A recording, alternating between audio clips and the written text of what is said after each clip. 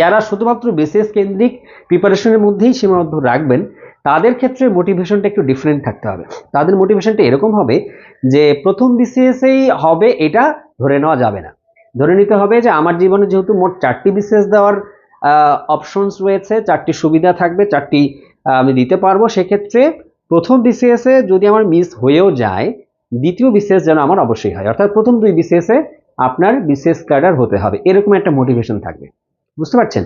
অর্থাৎ প্রথম বিসিএস না হলে আপনি যেন একবারে ভেঙে চুরে না পড়েন, সেই মোটিভেশনটা ক্রিয়েট এভাবে করতে হবে যাতে প্রথমটা না হলেও আমার সেকেন্ডটা হয়। অর্থাৎ প্রথম বিসিএস এর যে এক্সপিরিয়েন্স সেইটা আমি কাজে লাগিয়ে পরের বিসিএস গুলোতে ভালো করব। এরকম মাইন্ড সেট আপ থাকলেও কিন্তু আপনার টেনশন অনেকখানি কমে আসবে। আমি বলে দেই, বিসিএস প্রিলিমিনারি পরীক্ষার হলে অনেকে কিন্তু শুধুমাত্র আপনার হলো এক্সাম হল, মানে এক্সাম হল ফিয়ার যেটাকে আমরা বলি, শুধুমাত্র ওই মানসিক সমস্যার কারণে কিন্তু অনেকে ভুল লাগিয়ে নেগেটিভ মার্কিং খেয়ে কিন্তু বাদ পড়ে যায়। সো আপনার এই জায়গাগুলোতে একটু কাজ করতে হবে।